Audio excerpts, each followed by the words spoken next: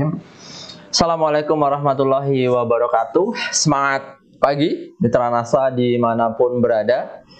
Selalu kami doakan semoga dalam keadaan yang sehat, bugar, kemudian bisa menjalani kegiatan sehari-hari dengan kondisi yang terbaik secara terus-menerus, khususnya juga dalam menjalani kegiatan berbisnis NASA.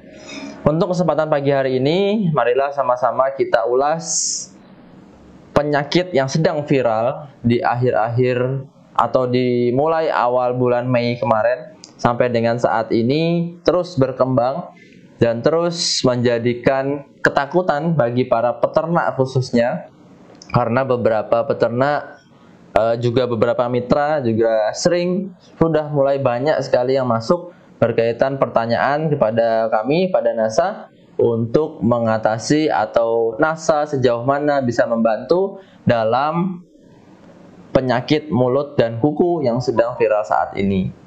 Di pagi hari ini insya Allah kita akan kupas itu semuanya, mulai dari PMK itu apa, karena memang jangan sampai teman-teman tidak tahu dasarnya bahwa PMK itu sebetulnya adalah penyakit disebabkan oleh apa, kemudian nanti penanganan seperti apa yang intinya harus dilakukan, dan kemudian ternak itu ketika sudah sakit apa yang kemudian harus kita terapi atau kita harus lakukan treatment apa kepada hewan ternak yang nantinya terserang penyakit PMK itu. Baik, kita mulai dari sejarah PMK dan kejadian khusus di tahun 2022 ini. Kasus pertama kali muncul itu memang terjadi di Jawa Timur ya, yang menjadi keheranan, menjadi sesuatu hal yang mungkin kaget diterima oleh masyarakat Indonesia, karena memang PMK ini merupakan penyakit endemik ya, endemik tetapi dia tidak di Indonesia. Nah, tetapi adanya di luar negeri. Nah, sebagian besar di dunia seperti Timur Tengah, Afrika, Amerika Selatan, dan Asia. Asia khususnya ini juga ada, tetapi tidak di Indonesia. Adanya di negara-negara tetangga, Malaysia, Myanmar, Thailand, Vietnam, dan lain sebagainya.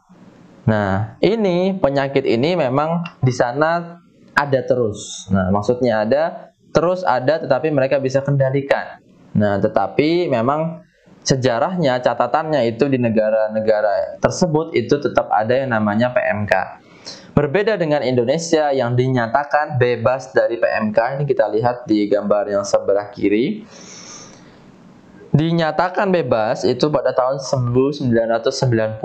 Nah, dinyatakan bebas dari penyakit PMK ini. Bahkan sudah dinyatakan oleh Badan Kesehatan Hewan Dunia, OIE.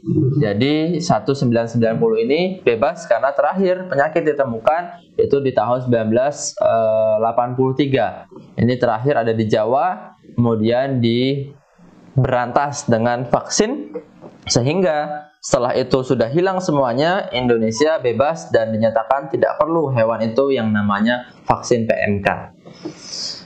Dan ternyata karena memang banyak sekali ketergantungan Indonesia terhadap luar negeri, tidak terkecuali untuk peternakan sapi dan juga kambing domba, karena seperti yang kawan-kawan pernah ketahui bahwa Indonesia ini masih sangat kekurangan, dan PR kita semuanya untuk membantu para peternak meningkatkan produktivitas mereka dengan teknologi NASA, sehingga untuk sementara pemerintah, kemudian konsumen Indonesia itu masih yang namanya membeli.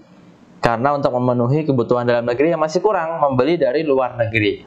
Sejauh ini memang paling banyak dari Australia. Memang Australia ini termasuk sama dengan Indonesia, bebas dari PMK di negara tersebut. Namun ternyata akhir-akhir ini memang juga kebijakan ada impor daging beku, impor juga sapi, itu memang dari daerah-daerah yang terdapat PMK-nya di negara tersebut. Walaupun memang ketika datang di Indonesia itu tetap harus disertakan surat keterangan bebas PMK. Artinya sapi misalnya diimpor dari Brazil atau dari negara tertentu yang di sana ada PMK-nya masih ada, itu disertakan surat keterangan sehat. Nah, jadi tetap harus berhati-hati. Namun ada beberapa investigasi memang dari lapangan bahwa kejadian ini muncul dikarenakan impor dari produk-produk peternakan yang ilegal. Nah, jadi tidak tercatat. Jadi ada beberapa yang mendatangkan dari luar negeri, kemudian tidak melalui pintu masuk yang baik yang jelas, sehingga itu tidak disertakan surat-surat sehat, sehingga membawa berbagai macam penyakit, termasuk di dalamnya adalah PMK. Sehingga ada pernyataan wabah. Ini muncul pada bulan lalu, bulan Mei awal, ini di Aceh dan Jawa Timur. Nah, ini pernyataan wabah ini oleh langsung Kementan. Ada 2 kejadian di Aceh dan di Jawa Timur. Ini tepatnya ada di beberapa wilayah ini. Acehnya Aceh Tamiang, kemudian Jawa Timurnya Mojokerto, Gresik, Sidoarjo, Lamongan, itu sekaligus beberapa kecamatan yang banyak. Sehingga ketika dianalisa itu adalah PMK, pemerintah langsung mengeluarkan dan harus mengisolasi, mengzonasi.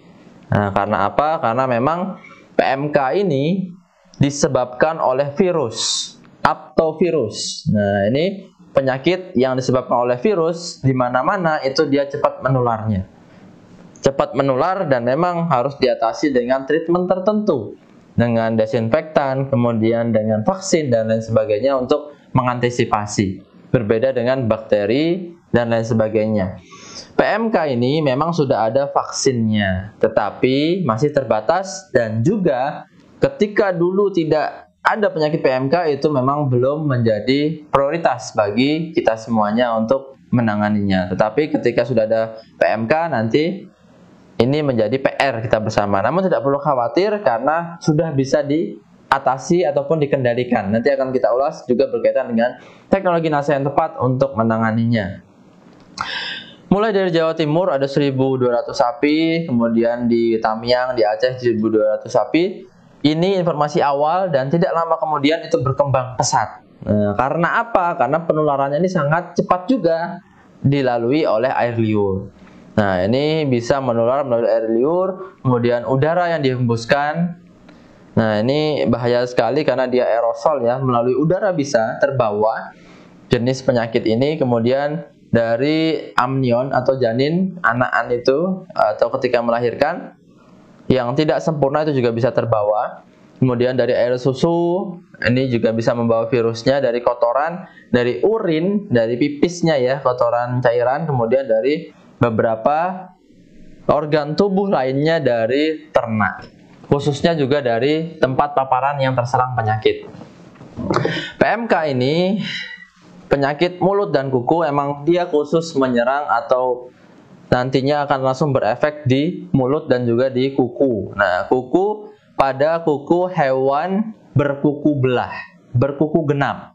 Nah, jadi kalau ada hewan berkuku genap itu siapa? Yaitu sapi atau hewan ruminansia umumnya, sapi, kerbau. Kakinya seperti ini ya, gambar di bawah ini dia ada 2, kukunya ada 2, kemudian ada selah-selahnya. Nah, ini di perselah-selahnya ini adalah dimana si virus ini menyerang, sehingga nanti ada seperti lesi, luka-luka, itu salah satu penyebabnya oleh PMK, penyakit mulut dan kuku. Kemudian juga ada lain sebagainya, nanti akan kita jelaskan. Ketika sapi atau ternak tersebut sudah terserang penyakit PMK, kita bisa langsung lihat dari gejala klinisnya. Walaupun yang menentukan paling utama adalah laboratorium melalui PCR ya. Memang seperti bagaimana virus-virus lainnya termasuk COVID-19 kemarin, validitas itu tetap menggunakan PCR, khususnya juga PCR yang real time, yang langsung terlihat hasilnya. Tetapi karena PMK ini juga terlihat klinisnya sangat jelas, sehingga bisa langsung terdeteksi sejak awal. Bagaimana cara mendeteksinya atau ciri-cirinya? Memang pertama, sapi tersebut demam. Nah, jadi bukan hanya manusia, bukan hanya orang, tetapi sapi juga bisa demam ya, suhunya tinggi, panas, bisa dirasakan, dipegang dan lain sebagainya. Kemudian efek selanjutnya dari nafsu makan yang menurun, sapi mulai lemas, susah berdiri dan lain sebagainya karena ada terjadi luka-luka pada biasanya dari kaki karena dia lemas, tidak kuat berdiri karena ada luka. Kemudian juga nafsu makan terganggu karena dia mengganggu di mulutnya dan lain sebagainya. Adanya lepuh atau sariawan pada anggota rongga tubuh dan lidah. Nah, ini khusus memang untuk ternak sapi, ini dia jelas sekali kelihatan apabila ternak tersebut terkena PMK. Secara fisik itu sudah terlihat bedanya. Namun kalau untuk ternak kecil, kambing, domba, itu memang belum bisa terlihat jelas apabila belum dalam waktu yang lama. Nah, jadi kalau untuk awal ini kalau untuk sapi bisa langsung terlihat. Tapi kalau untuk kambing dan domba itu perlu dilihat lagi secara lebih dekat dan juga lebih teliti bahwa ternyata itu terkena PMK atau tidak. Kemudian dia ada air liur yang berlebih atau hipersalivasi. Salivanya, cairan saliva itu banyak. Nah, sehingga dia seperti ngiler. Nah, jadi airnya itu banyak di rongga mulut. Itu terserang atau ciri-ciri terserangnya ternak terhadap PMK. Kepincangan bersifat akut. Nah, karena memang adanya luka di kaki sehingga ternak itu susah untuk berjalan, dia akan pincang. Lebih suka dia duduk atau tidak berdiri. Nah, jadi lebih banyak berdiam diri, itu tanda-tanda ternak yang terkena PMK. Bagaimana pengandalian atau pencegahan? Memang yang disarankan apabila terkena oleh virus, itu yang pertama kita harus cegah agar virus itu tidak menular. Pencegahan agar tidak menular. Kemudian yang kedua, bisa memutus rantai penyakitnya. Kemudian terakhir adalah mempercepat pemulihan ya bagi ternak-ternak atau bagi hewan yang terkena penyakit PMK ini. Karena memang virusnya ini cepat sekali menular, yang pertama memang dilakukan adalah biosecurity. Biosecurity ini penanganan sebelum ternak itu masuk. Baik itu dibersihkan dengan desinfektan atau dengan juga memperketat hewan-hewan masuk ke dalam ternak-ternak terhadap lokasi-lokasi yang akan ditempati ternak yang baru. Sehingga biosecurity ini penting, seperti kita semprot desinfektan. Kemudian membatasi orang yang masuk, membatasi ternak yang masuk dari zona yang sudah terkena PMK tersebut. Contoh terjadi di Jawa Timur, sehingga Kementan itu mengeluarkan keputusan bahwa lockdown, terjadi pembatasan wilayah ternak, nggak boleh keluar dari Jawa Timur. Itu beberapa waktu yang lalu tidak boleh, bahkan ternak yang masuk pun tidak boleh. Jadi itu ditutup, ada dijaga di setiap batas daerahnya, sehingga nanti tidak boleh ada ternak yang dari Jawa Timur itu keluar, untuk meminimalisir terjadinya penularan virus. Kemudian juga ada yang namanya karantina. Hewan yang sudah terkena itu memang yang pertama juga harus dilakukan isolasi, dikarantina agar tidak menularkan kepada ternak yang sakit. Kemudian tidak menjual hewan yang sakit atau kontak itu terhadap manusia ya, walaupun memang tidak menular. Nah, walaupun memang PMK ini tidak menular pada manusia, tetapi ada baiknya juga tidak menjualnya, karena nanti ketika masuk ke pasar hewan akan ketemu hewan-hewan yang lain. Potensi menular semakin tinggi. Nah, jadi menularkan ke hewan ternak yang lain. Kemudian juga di RPH hewan ternak di pemotongan, selama daging itu masih segar, bisa juga dia membawa virusnya untuk mengenai ternak-ternak yang lain. Nah, ini sangat berbahaya. Sehingga kalaupun perlu dimusnahkan, musnahkan dengan paksa di tempat, di lokasi, dan dibersihkan, dan juga bisa diolah pada saat selesai pemotongan tersebut.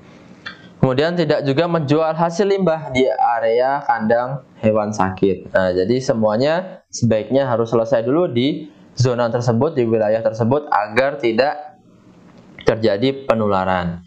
Cara penularan penyakit ini memang sangat cepat sekali. Kontak langsung itu juga bisa terjadi, tidak langsung juga bisa, artinya melalui manusia.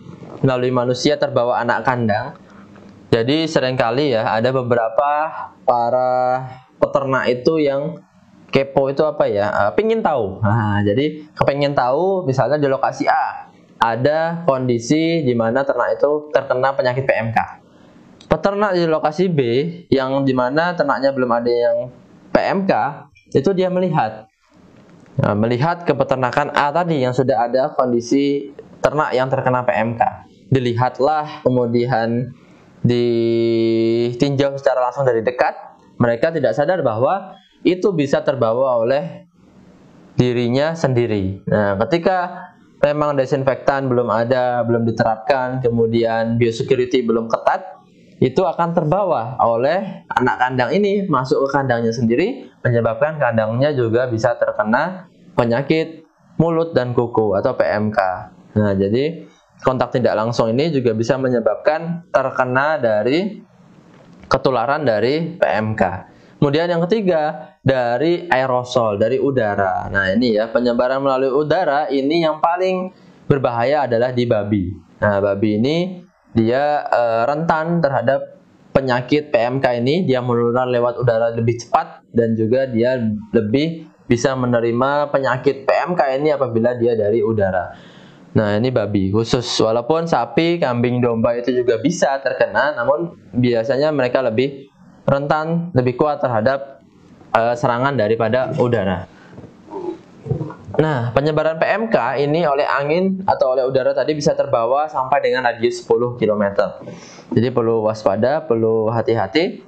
Ini menjadikan salah satu pukulan sebetulnya kepada pengawas-pengawas kita, kemudian dari tim Kementerian Pertanian, bahwa ceroboh ataupun lolos daripada adanya penyakit dari PMK ini. Seharusnya memang kita harus jaga, dan kita sebenarnya saat ini juga harus membantu minimal agar peternak ini tidak bingung, tidak juga stres, tidak juga kekurangan pendapatan dari beternaknya. Karena apa? Sisi lain, kebutuhan daging itu masih terus dibutuhkan oleh seluruh masyarakat di Indonesia, dan kondisi saat ini masih kurang.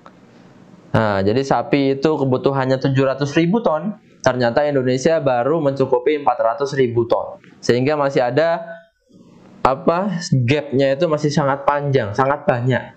300.000 ton ini harus dipenuhi dari impor. Nah, jadi kita juga harus terus membantu para peternak meningkatkan produktivitasnya agar tidak berhenti beternak, kemudian juga bisa meningkatkan ekonomi dari para peternak itu karena memang produktivitasnya tinggi.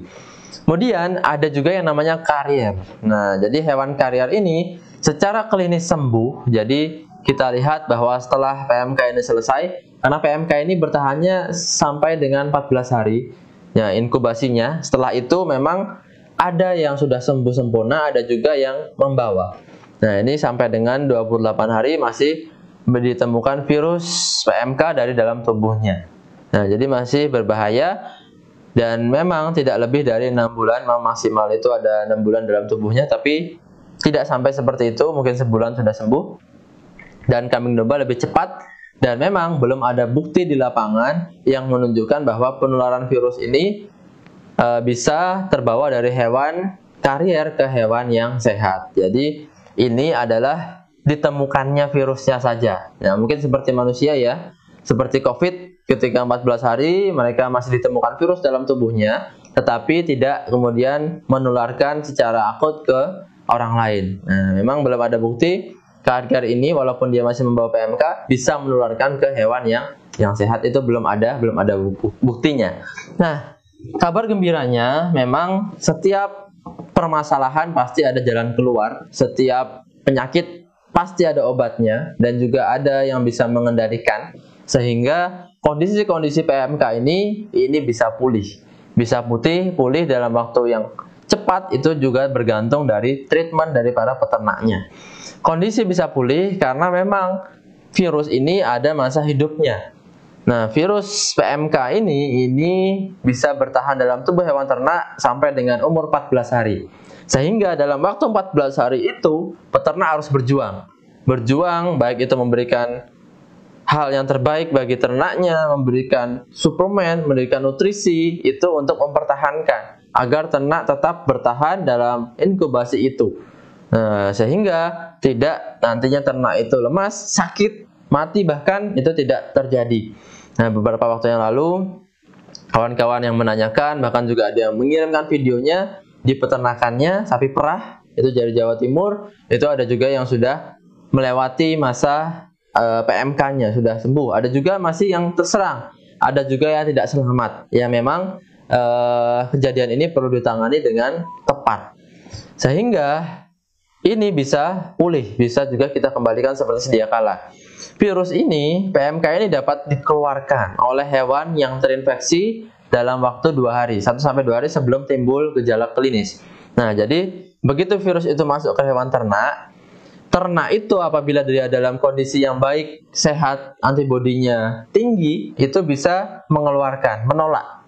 Nah, bisa mengeluarkan virus ini, bahkan tidak menimbulkan gejala klinis di hari-hari tersebut. Ketika 2 hari ini dia dalam tubuhnya menentukan antara dia kalah atau menang, itu apabila dia kalah, dia akan menunjukkan gejala klinis tadi, yang seperti keluarnya lendir, kemudian terjadi lesi-lesi lepuh, luka, kemudian ternak, nafsu makan dan lain sebagainya menurun. Itu akan terjadi dalam waktu virus itu ada di dalam tubuh hewan ternak, 1-14 hari.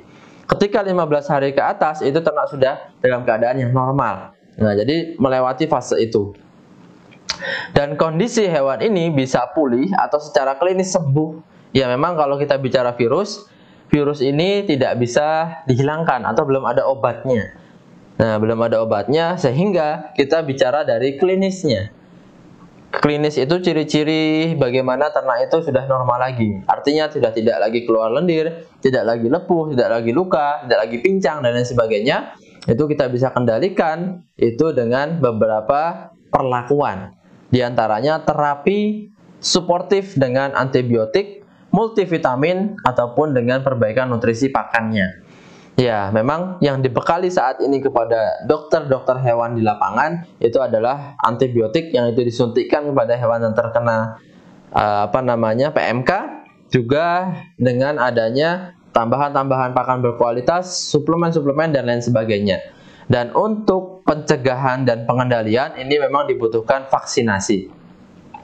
Tapi vaksinasi untuk hewan ternak ini adalah PR kita semuanya, khususnya PR Kementan ya, dan juga dokter hewan. Nah, PR vaksin pada manusia pun belum selesai sampai dengan saat ini, apalagi ditambah dengan vaksinasi hewan-hewan ternak.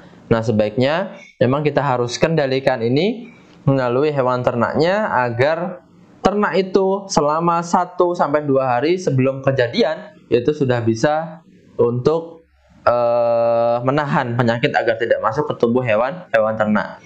Tetapi memang tadi seperti yang saya sampaikan, bahwa ketika sudah terkena, kita bisa percepat pulihnya itu dengan tambahan multivitamin, perbaikan nutrisi, dan antibiotik. Seperti yang kita ketahui bahwa PT Natural Nusantara itu tidak ada yang namanya antibiotik. Kita tidak mengeluarkan produk yang namanya antibiotik, karena antibiotik ini lebih condong kepada kimia ya, kimia membunuh bakteri. Walaupun memang antibiotik ini tidak membunuh daripada virus, tetapi harapannya turunannya daripada penyakit itu bisa dikendalikan oleh antibiotik. Bakteri-bakteri yang timbul, penyakit-penyakit yang timbul karena ternak itu tidak dalam keadaan yang sehat dan lain sebagainya, itu bisa dikendalikan, harapannya seperti itu. Untuk antibiotik ini, teknologi NASA yang bisa menggantikan ataupun substitusi tambahan adalah probiotik. Berbeda dengan antibiotik, dia bersifat membunuh, memusnahkan daripada penyakit lainnya yang disebabkan oleh virus seperti bakteri. Tapi kalau untuk probiotik, dia adalah kompetisi. Bakteri yang baik, probios. Bios bakteri, pro itu baik, adalah bakteri yang baik akan bisa melawan bakteri yang jahat. Nah, sehingga bisa jadi dari air liur yang terus-menerus tumbuh, kemudian dari penyakit turunan yang disebabkan oleh bakteri yang tadinya harus dimusnahkan dengan antibiotik, memang bisa diantisipasi dengan probiotik dengan adanya tangguh. Kondisi ini bisa berbeda karena memang antibiotik ini dengan sifat yang cepat untuk membunuh bakteri ya. Untuk membunuh bakteri ini cepat. Sedangkan probiotik ini perlahan. Nah, jadi teman-teman kawan-kawan di lapangan, silahkan saja. Mungkin apabila dibutuhkan antibiotik, tetap diberikan probiotik, itu pun tidak masalah. Tetapi perlu tahu porsinya masing-masing, karena daripada antibiotik ini nanti dia juga akan membunuh bakteri-bakteri seluruhnya yang ada dalam tubuh hewan ternak, baik itu bakteri baik maupun bakteri buruknya. Harapannya akan membunuh bakteri yang menyebabkan penyakit. Nah, sehingga masuknya probiotik nanti khawatirnya itu juga bisa dimatikan oleh antibiotik yang dimasukkan. Nah, sehingga alangkah baiknya mungkin di sela-sela ketika antibiotik diberikan, probiotik tidak diberikan. Nah, jadi antibiotik hari pertama, probiotik hari kedua misalnya, dan seterusnya seperti itu selang-seling, tidak diberikan secara bersamaan. Probiotik ini memang sangat baik dari NASA ini dengan kandungan dan komposisi yang sangat dominan. Ibarat tentara yang sedang menyerang lawan, tangguh ini tentaranya sudah banyak jumlahnya dan juga kuat. Nah, jadi bukan yang kurus-kurus, bukan yang lemah-lemah, bukan yang junior-junior, tapi dia sudah yang kuat, yang sudah berkualitas untuk melawan musuhnya. Nah, jadi harapannya memang bakteri itu bisa dilawan, ditekan oleh adanya dari probiotik dalam tangguh. Kemudian cara mengantisipasi selanjutnya memang juga dengan multivitamin. Multivitamin ini kita bisa tambahkan yaitu Viterna. Ternak yang terkena PMK ini otomatis dia akan lemas, kemudian nafsu makan menurun dan lain sebagainya. Sehingga perlu dibantu juga dengan multivitamin, salah satunya adalah Viterna. Dengan beberapa kandungan yang ada dalam Viterna, itu sudah bisa untuk mengganti yang namanya vitamin dalam ternak. Nah, jadi kalau ada vitamin A, itu sebetulnya bisa disubstitusi dengan adanya Viterna dimasukkan, diberikan. Kalau mau diberikan dua-duanya pun tidak masalah, bagus. Nah, tetapi memang seperti kita ketahui bahwa isi daripada Viterna ini, memang yang nomor 4 ini isinya adalah vitamin yang lengkap. Vitamin A, D, E, K, dan B kompleks. Itu sudah ada dalam satu botol yang namanya Viterna. Sehingga kita bisa cepat pulihkan dan menjaga ternak yang terkena PMK ini dengan adanya suplemen kesehatan itu dari Viterna. Walaupun memang kita tidak bisa memastikan, tidak bisa memberikan jaminan bahwa dengan multivitamin ternak itu akan selamat atau tidak, itu tidak bisa memberikan jaminan. Karena dari Kementerian Pertanian pun tidak ada yang bisa memberikan jaminan. Bahkan belum ada kepastian apabila diberi obat A atau obat B ternak akan sembuh, itu tidak ada. Sehingga upaya kita yang harus kita lakukan adalah dengan terus memberikan suplemen multivitamin yang sangat dibutuhkan oleh hewan ternak, dan juga seperti mungkin yang kawan-kawan ketahui yang sudah juga menggunakan beberapa waktu ke belakang, beberapa tahun ke belakang, bahwa memang setelah menggunakan teknologi NASA, ternak itu menjadi sehat. Nah, sehat ini tanda-tanda memang bahwa vitamin yang terdapat dalam Viterna bekerja dengan sangat baik untuk menjaga imunitas dan kekebalan tubuh hewan ternak. Nah, kemudian tadi antibiotik mungkin kita bisa juga gunakan probiotik. Kemudian multivitamin kita bisa tambahkan Viterna karena isinya ada berbagai macam vitamin dan mineral. Kemudian perbaikan nutrisi ini memang tetap pengaruh utamanya dari pakan utama. Dari ternak atau peternak itu memberikan kandungan komposisi pakan, tetapi juga kita harus tambah kelengkapan nutrisinya juga dengan Viterna. Nah, jadi tadi informasi ini memang disarankan dari Kementerian Pertanian melalui Balai Veteriner ya, kesehatan hewan dan masyarakat, itu bisa diterapi sportif dengan antibiotik, multivitamin, dan perbaikan nutrisi. Dari teknologi NASA, multivitamin dan perbaikan nutrisi ini ada semuanya, dan juga bisa diberikan langsung oleh hewan ternak atau untuk hewan ternak yang terkena PMK. Dan untuk pakan ini memang balik lagi adalah kondisi di lapangan. Ternak atau peternak itu menggunakan hijauan apa?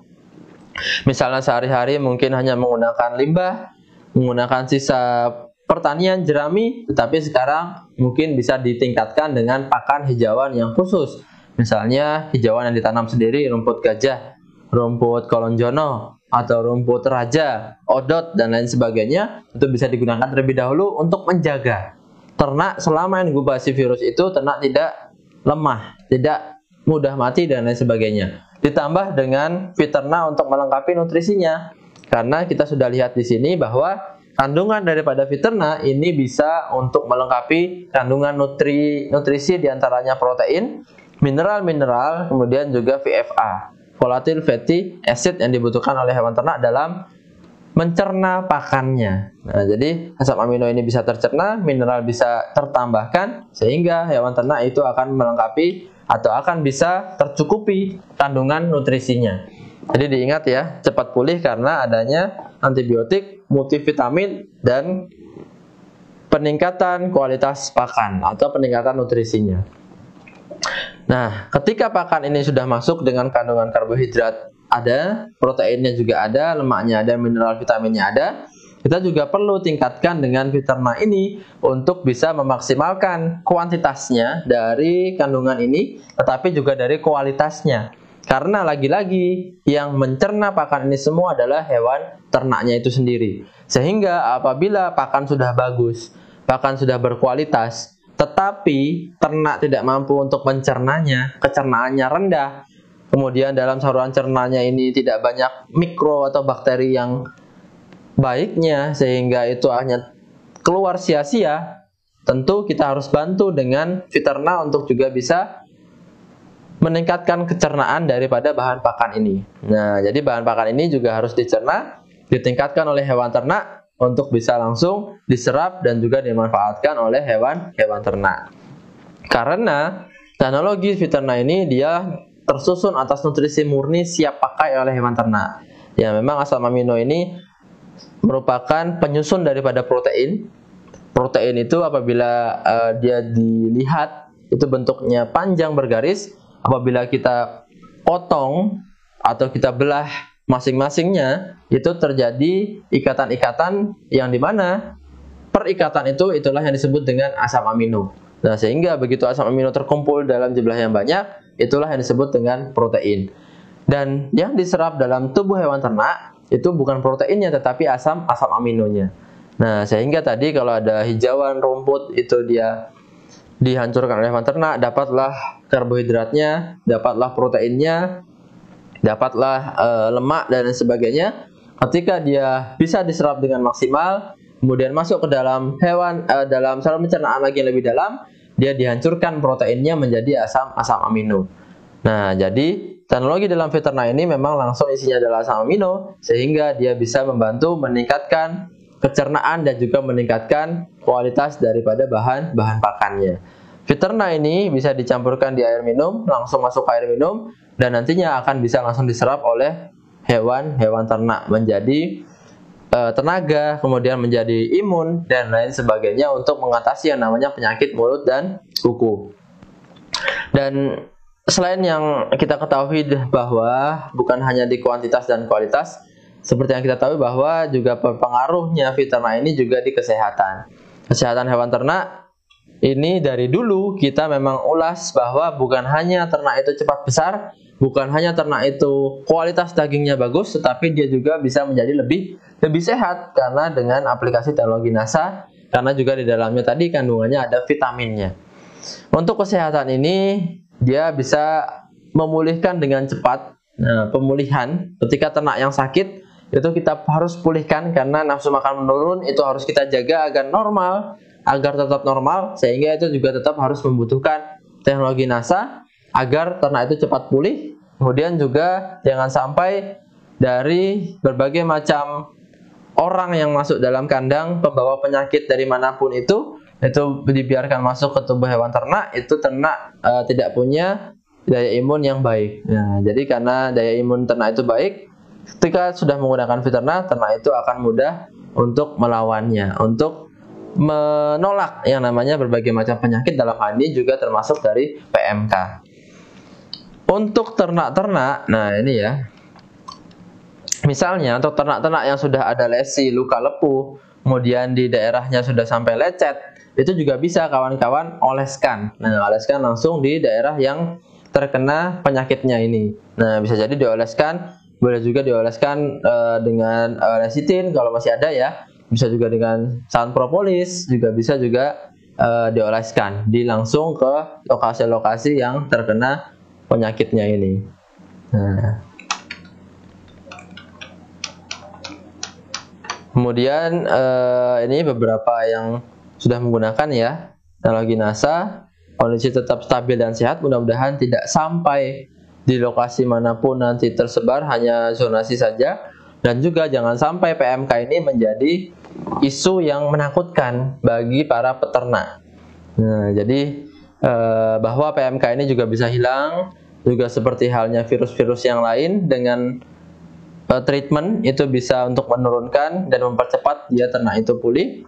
Dan jangan khawatir, karena juga PMK ini, ternak-ternak yang terkena PMK ini, dagingnya juga tetap aman dikonsumsi oleh manusia, karena virus ini akan hilang, mati, ataupun terurai ya, terdenaturasi itu di suhu-suhu yang panas. Nah, suhu 70-80 derajat ketika dimasak, daging itu sudah bisa menghilangkan virusnya, sehingga tetap aman digunakan untuk masyarakat, dikonsumsi oleh masyarakat. Tidak perlu khawatir, sapi-sapi daripada peternak ini juga tetap bisa diolah.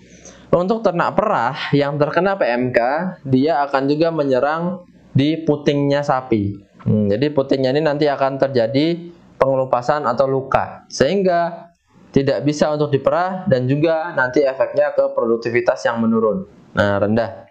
Kita juga harus pulihkan untuk hewan yang perah ini, termasuk sapi dan juga kambing perah. Ini jangan sampai ada juga yang terkena. Untuk ternak yang terkena PMK itu kita bisa kendalikan dengan dosis yang lebih dari biasanya. Ini seperti biasanya ya Bapak Ibu sekalian, dosisnya itu 1 tutup per ekor per hari. Ini untuk ternak-ternak besar sapi, itu bisa dicampur ke air minum, ke pakan, komboran, dan lain sebagainya.